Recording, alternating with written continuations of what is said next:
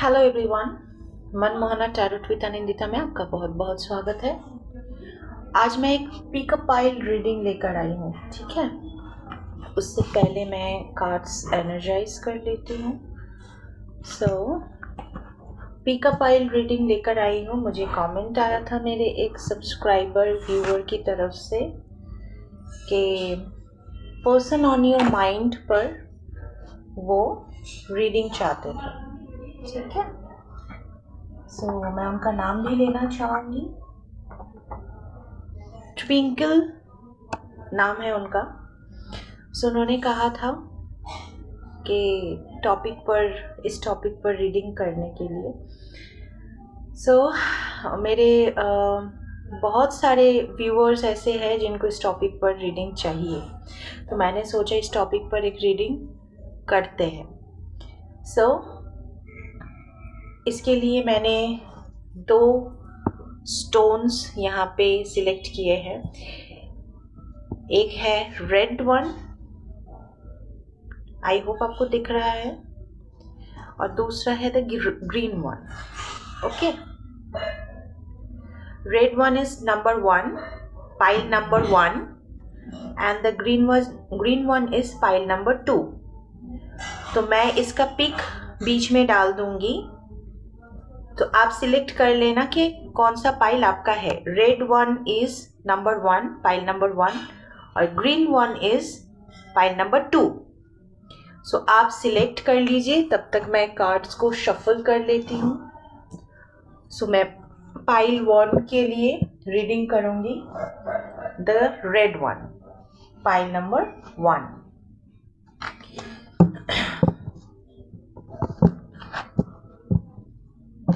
ये general collective reading है।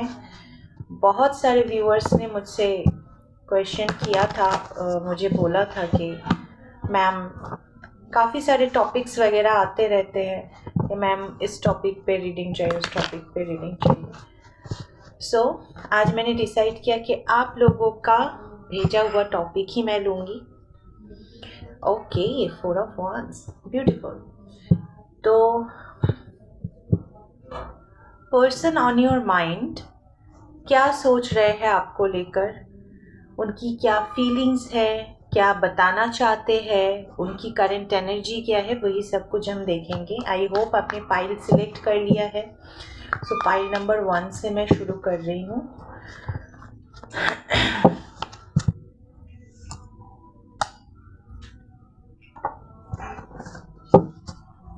Okay, pile number 1, ये जनरल कलेक्टिव रीडिंग है। जितना आपसे रेजोनेट करे उतना ही लीजिए, और जिनके लिए आप ये रीडिंग देना चाहते हैं आप उनके बारे में सोचिए, उनका नाम 3 बार ले लीजिए, डीप ब्रीथ कीजिए, उन पर फोकस कीजिए। आप जिनको लेकर ये सुनना चाहते हो, रीडिंग लेना चाहते हो, उनका ध्यान कीजिए, उनके बारे में सोचिए। हैंग्ड मैन, पहला ही कार्ड आया है, the hanged man. Okay, 8 of Pentacles, pile number 1, the Judgment,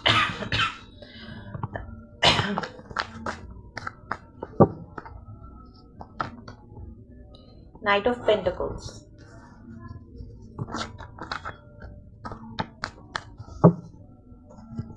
दो कार्ड्स आए हैं, 5 of Wands और नाइट ऑफ कप्स। बॉटम से है 7 ऑफ वैंड्स, उसके नीचे है 3 of cups, 10 of wands and then 9 of swords. Okay, जहाँ तक मैं देख पा रही हूँ यहाँ पे पाइल नंबर 1 वालों के लिए, आपने जिसके लिए भी ये रीडिंग लिया है, मैं देख पा रही हूँ कि ये जो आपका पर्सन है, जो आपके दिमाग में चल रहा है अभी, उनकी लाइफ में ना वो कर्मा फेस कर रहे हैं। यहाँ पे आप देख सकते हो द जजमेंट कार्ड आया है। उनकी लाइफ में वो कर्मास फेस कर रहे हैं। उन्होंने जो भी कुछ आपके साथ किया होगा किया था पहले, अब वही सब कुछ उनको खुद को भुगतना पड़ रहा है। जहाँ तक मैं देख पा रही हूँ, अगर ये लव रीडिंग है, अगर आप लव रिलेटेड देख रहे हो, तो जिन जिन के साथ ये मतलब लव के अकॉर्डिंग है ये रीडिंग, लव रीडिंग देखना चाहते हो, उनके लिए मैं बता दूँ, जिन लोगों का लाइक पास्ट में झगड़ा हुआ है, क्योंकि यहाँ पे 5 ऑफ वैंड की एनर्जी है, at the same time bottom से है 7 ऑफ वैंड्स। झगड़ा तो डेफिनेटली हुआ है थर्ड पार्टी को लेकर। ये थर्ड पार्टी कोई भी हो सकता है, फैमिली हो सकता है, फ्रेंड हो सकता है, कोई अदर रोमांटिक पार्टनर हो सकता है, उनका वर्क हो सकता है, उनका खुद का थॉट प्रोसेस हो सकता है, वो जो भी सोचते हैं वो सब कुछ भी हो सकता है। तो जहाँ तक मैं देख पा रही हूँ, पास्ट में, नियर पास्ट में आप लोगों का झगड़ा वगैरह कुछ हुआ है और आप दोनों मतलब आपके पार्टनर आपसे मूव ऑन कर चुके हैं। एट द सेम टाइम जो मैं देख पा रही हूँ कि आपके पार्टनर ने थर्ड पार्टी का सुनकर आपको बहुत ज़्यादा नज़रअंदाज किया था। कन्फ्लिक्ट तो था ही, झगड़े वगैरह किए हैं, और रिलेशन में क्या होता है, जब एक रिश्ता जुड़ता है, इमोशंस के साथ साथ फिनेंशियल स्टेबिलिटी भी लेके आता है, ठीक है। सो वो स्टेबिलिटी कहीं ना कहीं आपसे छीन लिया गया था। आपको मझधार पे छोड़ दिया गया था। लेकिन अब थर्ड पार्टी के साथ इस बंदे का खुद का कन्फ्लिक्ट चल रहा है। थर्ड पार्टी की वजह से ही आपके साथ झगड़ा किया था, तो कर्मा ने अब इस तरह से बैकफायर किया है कि थर्ड पार्टी के साथ ही इनका झगड़ा वगैरह चल रहा है। और ये चीज़ ना, थर्ड पार्टी के साथ जो भी झगड़ा चल रहा है उसके वजह से बहुत ज़्यादा बर्डन फील कर रहे हैं वो। ये कार्ड देखिए, बहुत बर्डन फील कर रहे हैं, रात को नींद नहीं आती, क्योंकि अब इनको पछतावा हो रहा है कि ये मैंने क्या कर दिया, मैंने किसके लिए किसको छोड़ दिया। मतलब मतलब मैं क्या कहूँ, लकड़ी के लिए मैंने डायमंड छोड़ दी, मुझे वुडन क्या कहते हैं, ज्वेलरी चाहिए था मैंने, लेकिन मुझे मिल रहा था डायमंड, मैंने वुडन ज्वेलरी के लिए डायमंड का ज्वेलरी छोड़ दिया। दिस काइंड ऑफ एनर्जी, ये मैंने समझाने के लिए बोला। सो अब आपके पार्टनर बहुत ज़्यादा अपसेट है, पछता रहे हैं, हैंग सिचुएशन में चले गए हैं। हर एक सिचुएशन, मतलब जो भी एस्पेक्ट्स हैं उनके लाइफ के, चाहे वो इमोशनल हो, चाहे वो फाइनेंशियल हो, चाहे वो फैमिली के साथ बॉन्डिंग हो, हर एक सिचुएशन में वो लटक गए हैं, बीच में लटके पड़े हैं, ना आगे बढ़ पा रहे हैं, ना मूव ऑन कर पा रहे हैं, ना वापस आ पा रहे हैं। क्योंकि वापस आने की एनर्जी यहाँ पे 2 बार है। First night of pentacles and night of cups. तो जहाँ तक मैं देख, 2 नाइट की यहाँ पे एनर्जी है। सो ये डबल कंफर्मेशन है कि आपका जो ये पर्सन है, ये आपके पास वापस आना चाहते हैं, ठीक है, पहली बात। लेकिन वो इतने ज़्यादा कंफ्यूज्ड है, बहुत ज़्यादा कंफ्यूज है, उनको समझ नहीं आ रहा है कि मैं किस तरह से जाऊं, किस मुंह से जाऊं, कैसे सब कुछ ठीक करूं। तो ये उनका प्रेजेंट सिचुएशन है रिलेशन के ऊपर। लेकिन अगर आप फाइनेंसेस को लेकर देखेंगे तो उन्होंने थोड़ा थोड़ा करके अपने फाइनेंसेस को स्टेबल किया था, सेविंग्स बनाना, इन्वेस्ट करना, काम में उनकी क्या कहूँ, उनका इम्प्रूवमेंट होना, प्रमोशन मिलना, धीरे धीरे वो आगे बढ़ रहे थे। लेकिन अब सिचुएशन, उनका बैड कर्मा उनको इस तरह से हिट किया है कि फैमिली तो बर्बाद हो ही गई, रिश्ता तो खराब हो ही गया, उनके फाइनेंसेस पर भी असर पड़ रहा है,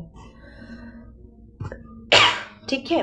उन्होंने जो स्टेबल किया था वो बिखर के ऐसे गिर रहा है, वो कोशिश कर रहा है कि ना गिरे, वो कोशिश कर रहा है संभालने की, लेकिन उनसे हो नहीं पा रहा है, बिखरता जा रहा है उनके finances. At the same time उनकी हेल्थ पर भी बहुत सारा इश्यूज है, लाइक पहले ही हमने देखा कि स्लीपलेस नाइट है, ओवरबर्डन्ड रहते हैं, उनको अभी ना एंजाइटी होती है, हेडेक होता है, एंजाइटी होती है, पैनिक अटैक्स टाइप ऑफ कुछ हो सकते हैं कुछ लोगों का। मैं ये भी देखती हूँ उनको पैनिक अटैक्स आते हैं, ठीक है। मतलब ये सब कुछ जो हो रहा है उनके साथ, ये उनका कर्मा है, वो जो फेस कर रहे हैं।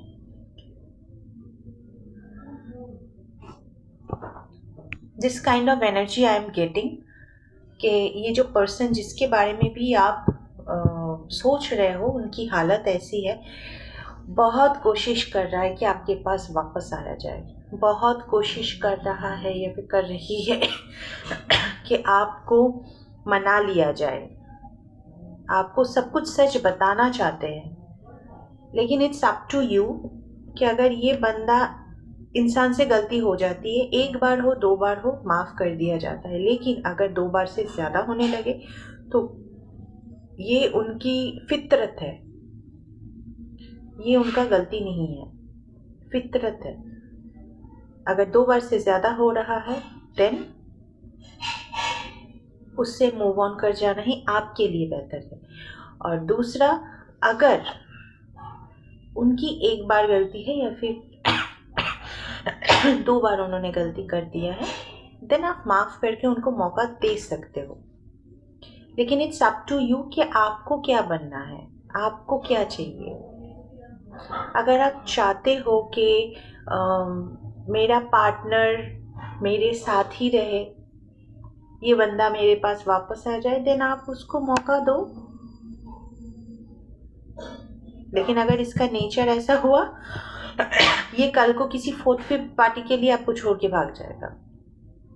और अगर जेन्युइनली ये आपको सॉरी फील करके, रिग्रेट करके वापस आ रहा है, देन आप उसको मौका दे सकते हो। इंसान अगर गलती करे ना तो वो सुधार सकता है, वो सुधर सकता है। लेकिन अगर किसी की फितरत है दूसरों के लिए पार्टनर को छोड़ के भाग जाओ, देन जब प्रॉब्लम क्रिएट हो फिर वापस आ जाओ। अगर किसी का फितरत ऐसा हुआ ना तो फिर मुश्किल है, बहुत मुश्किल है। तो फिर ऐसे लोगों को लाइफ में एंट्री नहीं देनी चाहिए, आपकी लाइफ बर्बाद करके छोड़ देगी। आपकी लाइफ से शांति चला जाएगा, आपकी लाइफ से स्टेबिलिटी चला जाएगा, बार बार आपको मझधार में इस तरह से छोड़ के चला जाएगा, ठीक है। तो बेहतर है इनको इनका कर्मा फेस करने दो और टाइम पीरियड में डालो कि क्या सही है क्या गलत है।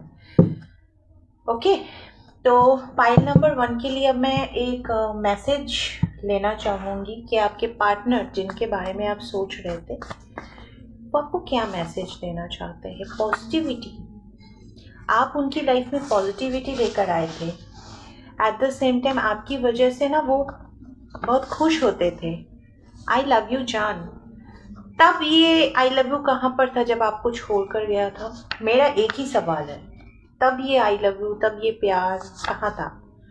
आई नीड यू मैडली, बापरे।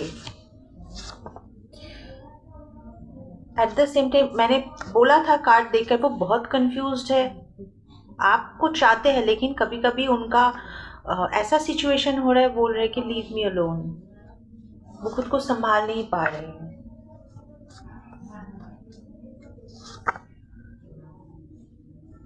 चैंटिंग, वो आपका ही नाम जपे जा रहे हैं। यहाँ पर मुझे स्पिरिचुअल किसी तरह का चैंटिंग की वाइब नहीं आ रही है।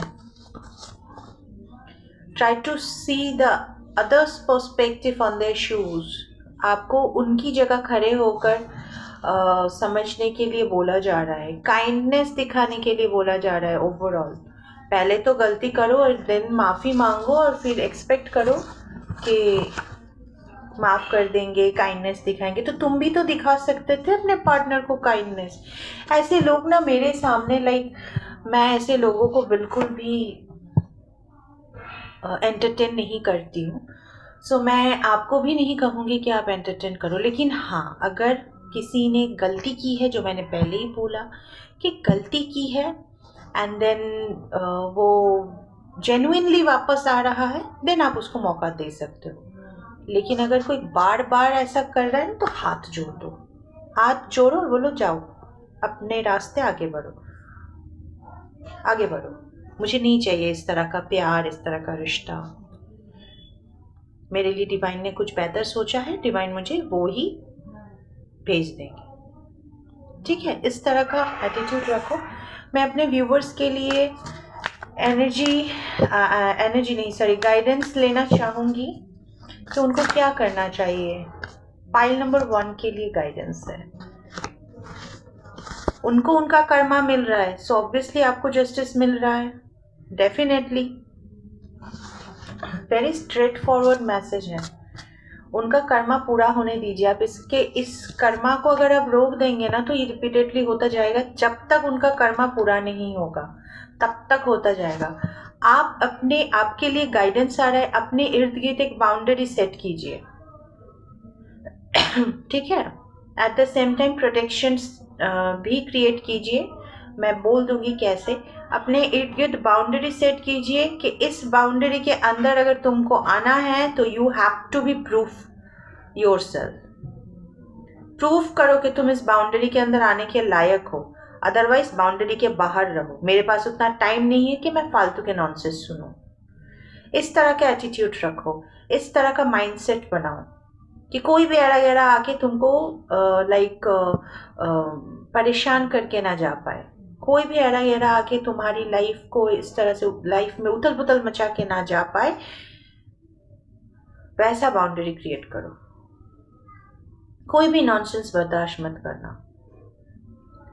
और दूसरा, for protection everyday salt water से नहाया करो। अपने आप को इमोशनली स्ट्रांग बनाओ। लोग आएंगे, बोलेंगे काइंडनेस शो करो। देखो, मून के नीचे स्ट्रेंथ का कार्ड आया है। डिवाइन यही चाहता है आप स्ट्रांग बनो, इमोशनली स्ट्रांग बनो। जब आप बाउंड्री क्रिएट करोगे ना, तो धीरे धीरे आप इमोशनली स्ट्रांग बनते जाओगे। ये दो कार्ड ना अपने आप में ही इंटर रिलेटेड है। आप इमोशनली स्ट्रांग होंगे तो आप बाउंड्री क्रिएट करोगे, और आप बाउंड्री क्रिएट करोगे तो धीरे धीरे आप और भी ज़्यादा इमोशनली स्ट्रांग होते जाओगे। ठीक है, बैलेंस्ड होते जाओगे। सो ये मतलब रिलेटेड है, एक दूसरे पर डिपेंडेबल है। सो आपको स्ट्रांग होने के लिए बोला जा रहा है। किसी के भी बहकावे पर मत आओ। एक कदम आगे बढ़ने से बेहतर है 10 कदम पीछे चले जाओ। सोचो, सोच समझ कर डिसीजन लो, क्योंकि भगवान ने आपको ये जस्टिस दिया है। अब इसको ऐसे ही तो हाथ से गंवाना नहीं है ना। तो सोचो कि क्या करना सही है और क्या नहीं। और सॉल्ट बाथ लो, तुम्हारा जो ऑरा है प्रोटेक्टेड रहेगा। कोई भी एरा गैरा आके तुमको परेशान नहीं कर पाएगा। ओके, परेशान मतलब इस तरह से तुम्हारी इमोशंस के साथ नहीं खेल पाएगा। ठीक है, तो ये था पाइल 1 के लिए रीडिंग। सो अब ये था पाइल 1 के लिए रीडिंग। अब मैं पाइल 2 के लिए रीडिंग करने वाली हूँ। जिन लोगों ने ग्रीन सिलेक्ट किया है, आई होप आपको दिख रहा है। जिन लोगों ने भी ग्रीन सिलेक्ट किया था, चले देख लेते हैं आप जिसके बारे में सोच रहे थे उनका क्या एनर्जी है, वो क्या सोच रहे हैं, क्या चल रहा है। ठीक है, पर्सन का नाम 3 बार ले लीजिए, उनके बारे में सोचिए जब तक मैं शफल कर रही हूँ। और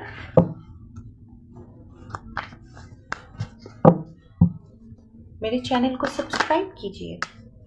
एक कार्ड यहाँ पे आ गया, देखो वो आ गया। ओके,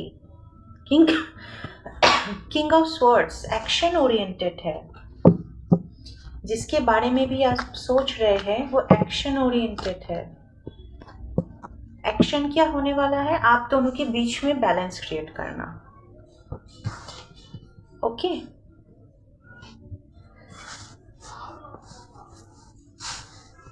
सॉरी गाइस, मेरा एक इमरजेंसी कॉल आया था तो इसलिए बीच में मुझे थोड़ा रुकना पड़ा। खैर, जहाँ तक मैं देख पा रही हूँ, night of king of swords with temperance, आपका पार्टनर, आप जिसके बारे में सोच रहे हैं, वो लव रिलेशन हो, फैमिली में कोई हो, फ्रेंड हो, कलीग हो, जो भी हो, वो एक्शन ओरिएंटेड है। ठीक है, तो ये पर्सन आपके साथ बैलेंस क्रिएट करना चाहते हैं। ठीक है, तो ये जो पर्सन है ये आपके साथ बैलेंस क्रिएट करना चाहते हैं। 6 ऑफ पेन्स, सक्सेसफुली आपके साथ उनका जो भी रिश्ता है, चाहे वो लव हो, चाहे वो कोई भी हो, वो चाहते हैं कि आपके साथ उनका रिश्ता सक्सेसफुल रहे। एक रिश्ता सक्सेसफुल कब होता है? जब दोनों में इक्वल मतलब बॉन्डिंग होती है, दोनों में इक्वल गिव एंड टेक होता है, माइंडसेट मिलते हैं, दोनों एक दूसरे को अपनी ज़रूरत में हेल्प करते हैं, फिर गुस्सा भी करते हैं, अपनी फीलिंग शेयर करते हैं, सपोर्ट करते हैं, एक दूसरे के लिए कॉम्प्रोमाइज़ करते हैं। तो ऐसे ही रिश्ते, हर एक रिश्ते में इस तरह से ही वो क्या कहते हैं, मतलब रिश्ते को सपोर्ट किया जाता है और उसको सक्सेसफुल बनाया जाता है। तो ये पर्सन जो भी है वो, उनका माइंडसेट बहुत पॉजिटिव है। ये आपके साथ रिश्ते को आगे बढ़ाना चाहता है। द चैरियट कार्ड आया है, उन्होंने डिसीजन ले लिया है कि कुछ भी हो जाए मैं इसके साथ अपना रिश्ता सक्सेसफुल करूँगा या फिर करूँगी, बैलेंस एक रिलेशनशिप रहेगा, और उसके लिए उन्होंने डिसीजन भी ले लिया है। अब वो एक्शन लेना चाहती है। किंग ऑफ स्वॉर्ड्स से रीडिंग शुरू हुई थी, अभी यहाँ पे क्वीन ऑफ स्वॉर्ड्स आया है। ठीक है, और क्या है, और क्या सोच रहे हैं, और क्या प्लानिंग है? ये आपका पार्टनर हो सकता है, ये जहाँ तक मैं देख पा रही हूँ, ये कोई आपका पार्टनर हो सकता है, आपके फैमिली मेम्बर्स हो सकते हैं, आपके बच्चे हो सकते हैं, या तो फिर कोई ऐसा बंदा या फिर बंदी जिसके साथ आपका फैमिली टाइप ऑफ रिलेशन रहा है। हमारे बहुत सारे ऐसे रिलेटिव्स होते हैं जिनके साथ ना हमारा बॉन्डिंग इतना क्लोज होता है, इतना बढ़िया होता है कि हम लोग सोचते हैं कि ये तो हमारी फैमिली का ही पर्सन है, ये तो हमारे फैमिली का ही है, राइट? तो this kind of energy I am getting, ये आपके फैमिली का कोई होगा, या तो फिर आप लोग इनके साथ इतना ज़्यादा क्लोज्ड हो कि ये आप इनको फैमिली मानते हो। एट द सेम टाइम ये पर्सन भी आपको अपनी फैमिली मानते हैं। और अगर लव रिलेशनशिप है ये, अगर आपका पार्टनर है, तो मैं बता दूं आपके पार्टनर आपके साथ फैमिली बिल्ड करना चाहते हैं और उसको ग्रो करना चाहते हैं। 8 ऑफ स्वॉर्ड्स, ये बैलेंस तो क्रिएट करना चाहते हैं, ये इतना कुछ पॉजिटिव सोच रहे हैं, लेकिन कहीं ना कहीं अपनी थॉट प्रोसेस की वजह से ये बहुत ओवरथिंक करते हैं।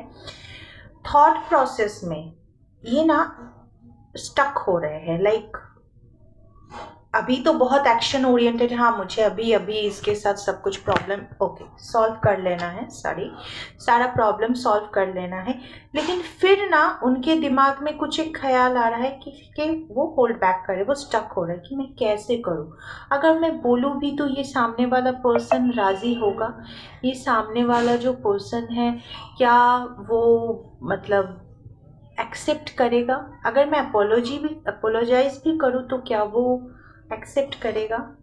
This kind of thought, over thinking है इस पर्सन का, प्रॉब्लम है ओवर थिंक करना।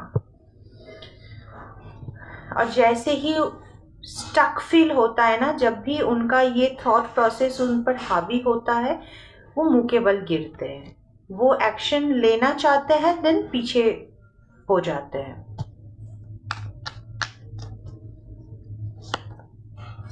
लेकिन बहुत जल्द आपसे कम्युनिकेट करते हुए मुझे यहाँ पे नजर आ रहा है।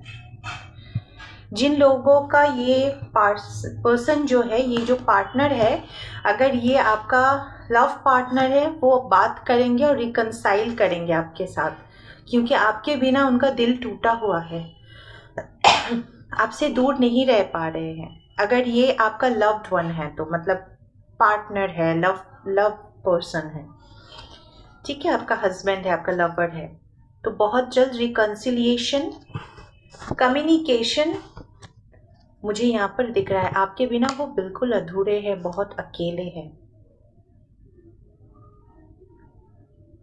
और अगर फैमिली का कोई अदर मेंबर है, वो जहाँ तक मैं देख पा रही हूँ, आपसे बात करना चाहते हैं, आपके साथ बैलेंस करना चाहते हैं, लेकिन कहीं ना कहीं उनका थॉट प्रोसेस जो है उसकी वजह से ना स्टक हो रहे हैं, मतलब आगे बढ़कर भी काम, मतलब उसको अंजाम नहीं दे पा रहे। This kind of energy I am getting. So pile number 2 में मैं देख रही हूँ कि बहुत सारे लोगों के रियूनियन होने वाले हैं।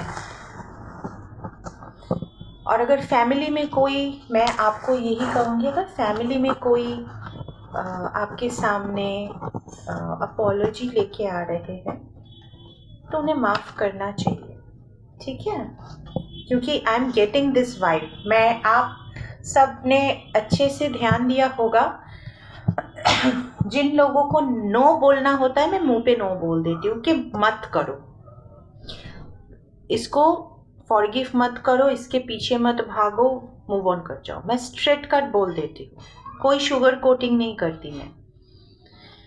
लेकिन जिनका मुझे जेन्युइनली एनर्जी पीक होता है कि माफ़ कर देना सही है, उनका मैं बोल देती हूँ। जैसे मैंने पाइल नंबर 2 के लिए बोला, ये जो पर्सन है पाइल नंबर 2, कलर दिख रहा है तो पाइल नंबर 2 के लिए कोई बंदा या बंदी आता है अपोलोजाइज करने, तो माफ़ करो, क्योंकि तुम्हारे लिए यही मैसेज आ रहा है, यही मैसेज चैनल हो रहा है, यही एनर्जी मुझे फील हो रही है। ओके, देख लेते इस पर्सन की तरफ से क्या मैसेजेस है। ओके, खुद से भी ज्यादा है प्यार, खुद से भी ज्यादा प्यार है तुझसे, प्यार करते हैं आपसे। I am crying for you, रो रहे हैं आपके बिना। रिलीज टॉक्सिसिटी, आप दोनों के बीच में जो भी टॉक्सिक सिचुएशन था वो रिलीज करना चाहते हैं आपसे कम्युनिकेट करके। I will never going to leave you, ये छोड़ेंगे नहीं आपको, किसी ना किसी हाल में इनको आपको बस आपके साथ बैलेंस क्रिएट करना ही है। मेडिटेशन कर रहे हैं, आइदर आप कर रहे हो या तो फिर आपके पार्टनर अभी अपने आप को इस सिचुएशन से, क्योंकि कहीं ना कहीं वो स्टक फील कर रहे थे। मैंने पहले ही बोला कि वो जो स्टकनेस है, वो जो ओवर थिंकिंग है, वहाँ से निकलने के लिए ये खुद भी मेडिटेशन कर रहे हैं।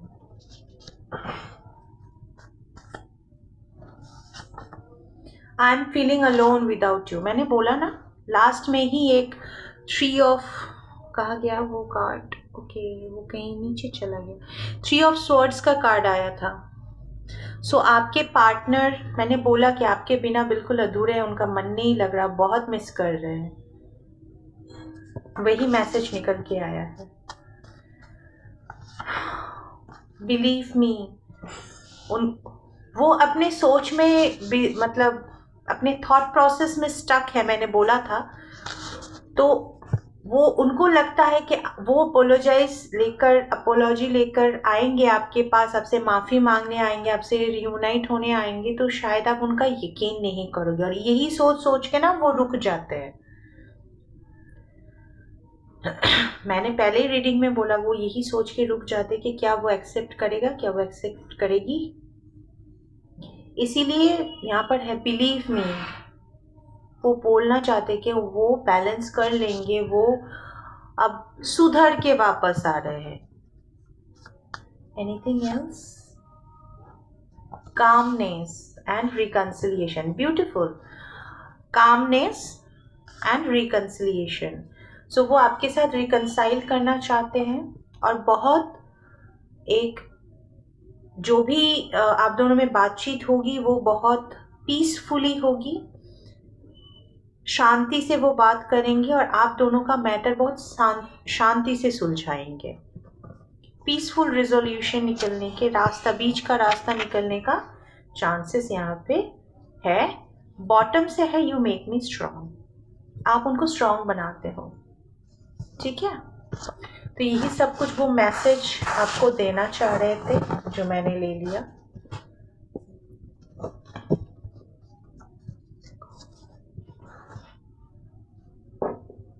अब देखते हैं आपके लिए क्या गाइडेंस है। एक गाइडेंस तो मुझे बीच में ही आया था, अगर माफ़ी मांग रहे तो माफ़ कर देना चाहिए। जजमेंट, द हर्मिट, मैसेज में आया था ना, कामनेस, शांति बनाने की कोशिश कर रहे हैं आप दोनों के बीच में, और ये डिसीजन उन्होंने ले लिया है with this judgement card. Divine उनको उनकी इंट्यूशन से मतलब उनका इंट्यूशन उनको गाइड कर रहे हैं, डिवाइन उनको गाइड कर रहे हैं, इसीलिए उनके अंदर ना ये ठहराव, ये कामनेस आ रहे हैं। हैंग्ड मैन आपके बिना लटके हैं, आप उनकी जिंदगी हो, like the empress bottom of the deck आया है, द एम्प्रेस। आपके बिना वो ना सब कुछ अंधेरा हो जाता है उनका मतलब सामने। तो इस हैंग सिचुएशन से वो निकल जाना चाहते हैं। बहुत जल्द वो आपके पास वापस आएंगे और आपसे माफ़ी भी मांगेंगे, सब कुछ सॉल्व करने के लिए बोलेंगे। एंड मुझे लगता है आपके लिए गाइडेंस है कि अगर कोई शांति कायम करना चाहता है तो उनको मौका देना चाहिए, ठीक है। सो ये थी आज की रीडिंग। सो मैं आप लोगों को यही कहूँगी कि मैंने दोनों पाइल की रीडिंग की है, आई होप आपको पसंद आई होगी। इसी तरह से मैं अपने व्यूवर्स को यही कहूँगी कि जिस तरह से आपने मुझे एक टॉपिक दिया, आपको किस टॉपिक पे रीडिंग चाहिए, तो ऐसे टॉपिक्स मुझे लिखकर भेजिए, आपके अकॉर्डिंग मैं रीडिंग बनाकर पोस्ट किया करूँगी, ठीक है।